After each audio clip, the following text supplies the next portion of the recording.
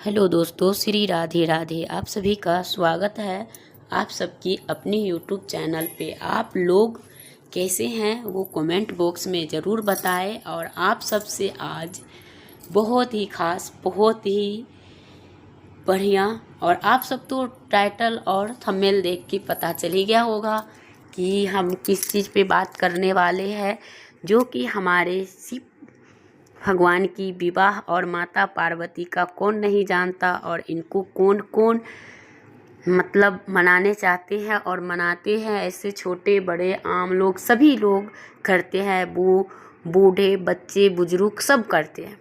तो कौन कौन लोग इन व्रत को कर रहे हैं, कौन कौन लोग क्या कर रहे हैं, तो कमेंट बॉक्स में ज़रूर बताइए। और जिनको शिव का कृपा पानी हो वही लोग इस वीडियो को लाइक करेंगे, चैनल को सब्सक्राइब करेंगे और वीडियो को ज़्यादा से ज़्यादा शेयर करेंगे। तो चलिए दोस्तों, आप लोग को देरी नहीं करते हुए और वीडियो को पूरा जानकारी प्राप्त करने के लिए, जो कि महाशिवरात्रि कब है, महाशिवरात्रि 26 या 27 फरवरी का है, इनसे सभी नियम को ध्यान में रखें और होगी आपकी इच्छा पूरी, तो वो जानेंगे दोस्तों। तो चलिए वीडियो को लास्ट तक ज़रूर बने रहिए। तो यही है, और उनके साथ साथ आप लोग ढेर सारा प्यार आशीर्वाद भगवान शिव और माता पार्वती से पाते रहिए। तो उम्मीद करती हूँ कि आप लोग की ये वीडियो पूरा का पूरा देखनी है, फिर आपको समझ में आएंगे। नहीं आप स्किप करेंगे तो फिर नहीं आएंगे। और जो कुमारी कन्याएं हैं तो उनको इस शिव विवाह के दिन ऐसा कौन सा उपाय करने से उनकी विवाह में कोई तरह की विघ्न ना आए, कोई तरह की बाधाएं नहीं आए। तो दोस्तों आप लोग वीडियो को लास्ट तक देखिए, और वीडियो कहीं से भी आपको पसंद आए तो लाइक ज़रूर करिएगा, नहीं तो आपका कहता है कि कर भला तो हो भला। अगर भलाई चाहते होंगे तो शेयर भी करेंगे। तो चलिए दोस्तों, हम देरी नहीं करते हुए और वीडियो को आगे बढ़ाते हैं। तो वो है सबसे पहले महाशिवरात्रि कब है। तो महाशिवरात्रि है इस बार 2025 में 26 फरवरी यानी बुधवार के दिन। तो उन दिनों आपको व्रत रखनी है और उससे पहले स्नान ध्यान करके आपको सात्विक भोजन लेनी है। उनके बाद व्रत रखनी है। तो व्रत के दौरान आप जो लोग व्रत रख रही है उनसे यही है कि अगर आप लोग व्रत रख रही है तो जिनको अगर हो सके तो इसमें 4 पहर का मान्यता दिया गया हुआ है। जो 4 पहर जग के भजन कीर्तन जागरण करते हैं तो वो लोग का जो फल होता है वो कहता है हमारे कर्म के अधीन, तो हम कर्म जैसे करेंगे वैसे ही मिलते हैं। अगर हम 4 पहर के 4 पहर अगर जग लेते हैं और भजन कीर्तन में इनका हम पालन कर लेते हैं तो हमें इससे ज़्यादा दुगनी फल मिलता है। अगर हम नहीं कर पाते हैं, हम जितने सक्षम हैं हम जितने ही देर करें, लेकिन करना चाहिए कम से कम, नहीं ज़्यादा तो 1-2 तो करना ही चाहिए। 4 पहर नहीं कर सकते हैं दोस्तों। तो यही है इन महाशिवरात्रि के सबसे अनुष्ठान काम। तो जो लोग कर लेते हैं वो तो बहुत ही बढ़िया हैं और उनकी इच्छाएं भगवान शिव करते हैं तो पूरी। तो चलिए आपको ये करना है। और दूसरा क्या है, व्रत के दौरान आपको व्रत रखनी है। अगर आप शरीर से स्वस्थ हैं और बढ़िया हैं तो आपको व्रत रखना है। तो आपको क्या करना है दोस्तों कि आपको फलाहारी वो जब पूजा करने का टाइम से पहले फलाहारी नहीं करना है। और आप उनका जब पूजा पाठ कर ले, विवाह कर ले, फिर उनके बाद आपको अगर भोजन तो करना ही नहीं चाहिए उस दिन, क्योंकि उसमें फलाहारी करके जो 24 घंटा का व्रत रखते हैं अगले सुबह में उनको पारण करते हैं तो उनका अलग महत्व होता है। जो लोग हर दिन करके शाम के खा लेते हैं उनका अलग है। जो लोग सवेरे पूजा करके आते हैं और सीधा फलाहार चाय पानी पी लेते हैं उनका अलग है। तो वही तो कहा गया ना कि जिनका जैसी कर्म है उनका वही हिसाब से फल मिलता है। तो आप लोग का अगर शरीर जितनी सामर्थ्य है उसी हिसाब से करिए। नहीं अगर आप मरीज पेशेंट है आपको थोड़ा भी दवाई के बिना या फलाहार के बिना नहीं बनता है, तो ये भी नहीं कहा गया कि व्रत के खातिर आप अपना जान गंवा दो, ऐसा भी नहीं है। तो आप पूजा करके, और हो सके तो उस दिन साड़ी और धोती, यानी कि सफ़ेद कलर का एक वस्त्र आता है जो कि पंडित जी सब पहनते हैं, उनको धोती ही कहा जाता है। तो उनको पहन के उनसे शिव भगवान के और माता पार्वती के गठबंधन भी किया जाता है। उस दिन गठबंधन का बहुत बड़ा महत्व है। और जो लोग अगर वो नहीं ला सकते हैं तो चुन्नी, कलावा, जनेऊ, इन चीज़ों से भी उनका गठबंधन करते हैं, कलावा से भी करते हैं। तो गठबंधन ज़रूर करना चाहिए। ये चाहे बुजुर्ग महिलाएं हो, चाहे जवान हो, चाहे बूढ़े हो, चाहे कुमारी हो, उनको करवाना चाहिए। कुमारी कन्या के लिए उन दिन उनके माँ, या कुमारे लड़के के लिए उनकी माँ, अगर ये दोनों नियम करते हैं तो आपके घर में बहुत ही सुंदर बहू और आपके बहुत जमाई बहुत ही बढ़िया मिलेंगे। तो वो कौन सा नियम होगा दोस्तों, तो वो हम लास्ट में बताएंगे। और इसी तरह से आप लोग इन वीडियो पे बने रहेंगे और अपना सपोर्ट करेंगे, और सपोर्ट करने के साथ साथ इस वीडियो को ज़्यादा से ज़्यादा लोग तक के शेयर करेंगे। तो यही है। और उनके बाद आपको करनी चाहिए, तो यही है दोस्तों, तो उनको करना चाहिए। और उन्हीं के साथ आपको उस दिन आप अपने बहू के लिए आप वो चुन्नी ले जाके माता पार्वती को चढ़ा के और मंदिर में चढ़ा के ले आते हैं। तो वही बहू को, जैसे कि आपने सगाई में या छेका में, बहुत सारे जगह छेका कहते हैं, सगाई कहते हैं, तो जो चीज़ समझो आप लोग जैसे जाते हो, तो उस बहू को वही चुन्नी चढ़ा के आए, तो फिर वो बहू आपको यानी बहुत ही बढ़िया होंगे। और वो बहू आपकी बहुत सारे इज्जत करेंगे, बहुत सारे सम्मान करेंगे, और आपके घर के लिए वो बहू बहुत ही लकी होंगे। तो आपको ये उपाय ज़रूर उस दिन करना चाहिए। और जो लड़की के माँ हैं वो क्या करेंगे कि शिव भगवान के से गठबंधन, अपने शिव भगवान और माता पार्वती को अपनी बेटी के लिए जाके गठबंधन करवाए, तो उससे उन लड़की को जो जीवन साथी होता है अच्छा मिलता है, बिल्कुल महादेव की तरह। जैसे कि हमारे शिव भगवान है, बिल्कुल ऐसे सीधे साधे भोले भाले।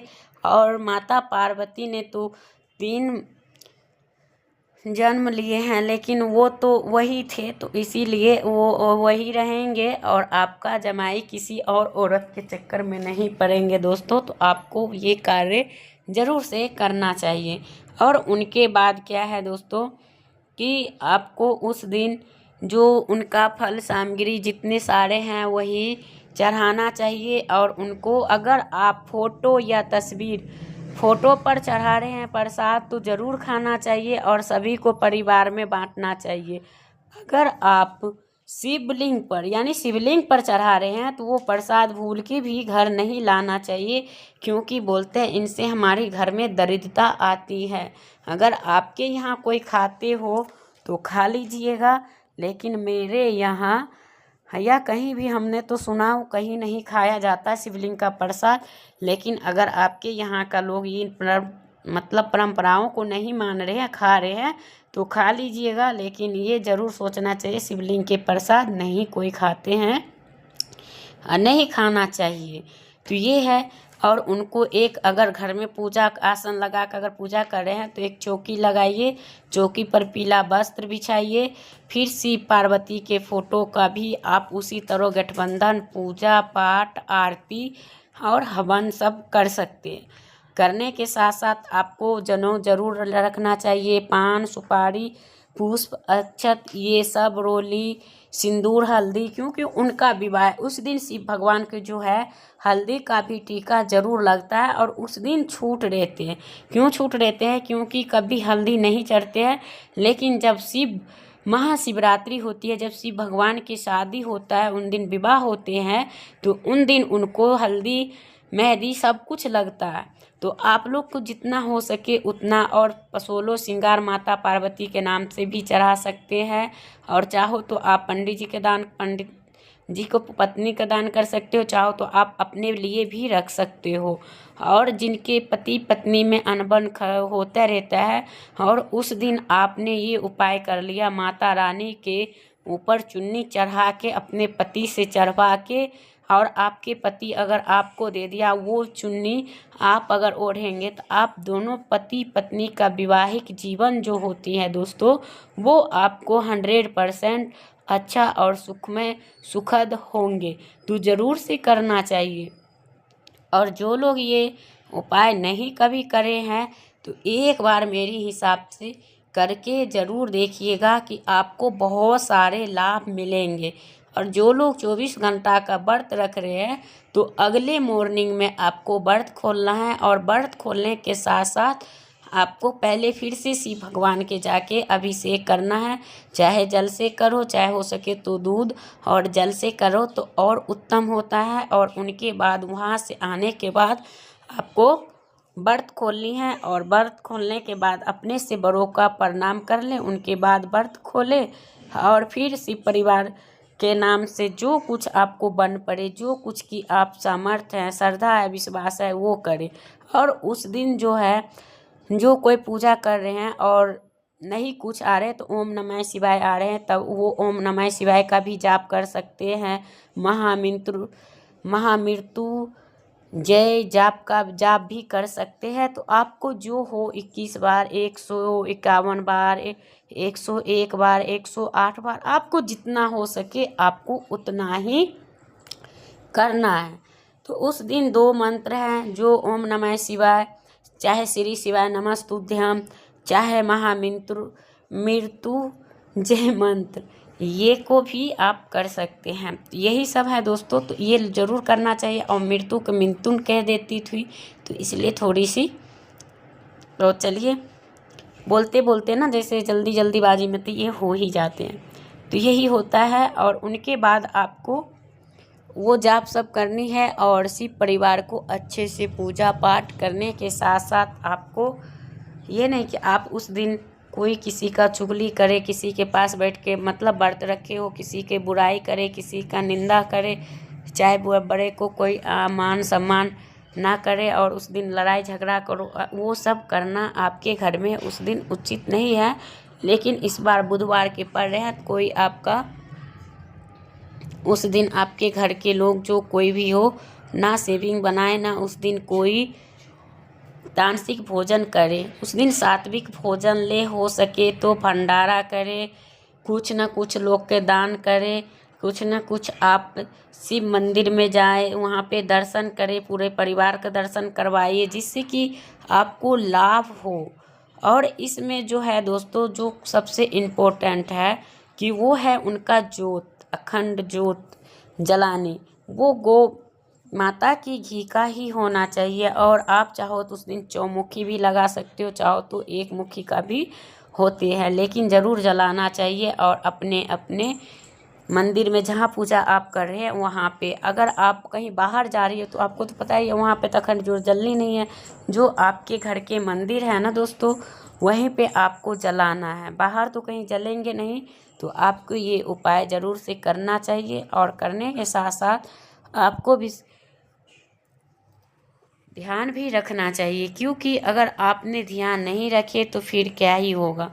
तो चलिए दोस्तों, अब जो लास्ट और आखिरी उपाय है वो है एक फल का। वो क्या है? तो वो फल का उपाय अगर आप कर लेते हैं तो आपको इच्छा पूरी होगी। तो वो है दोस्तों आपका जो है, वो है जैसे कि आपका जो फेवरेट, सबसे ज़्यादा फेवरेट फल है, चाहे आपका कौन सा फल ज़्यादा, जो जिनके बिना आपको बनता नहीं है, वही फल को आपको उसी शिवरात्रि दिन आपको शिव भगवान के चढ़ा के, और उनको बोलेंगे कि उस दिन से आप साल भर त्याग करेंगे अगले शिवरात्रि तक। और आपका जब इच्छा आपको जो भी मन्नत हो, चाहे संतान हो, चाहे विवाह का लेख हो, चाहे पति पत्नी का अनबन का हो, चाहे आपका नौकरी व्यापार बिजनेस नहीं चल रहा उसके लिए हो, चाहे जो भी रीज़न हो, आप बोल के अगर शिव भगवान के ऊपर चढ़ा देते हैं और साल भर उन फल का त्याग करते हैं तो यकीन मानिए कि आपका 100% पूर्ण होगा। और जब अगले साल आपका पूर्ण हो जाएंगे तो आप उसके अगले दिन से खाना स्टार्ट करिएगा दोस्तों। तो वीडियो करूँगी यहीं पे, फिर मिलते हैं एक नया वीडियो।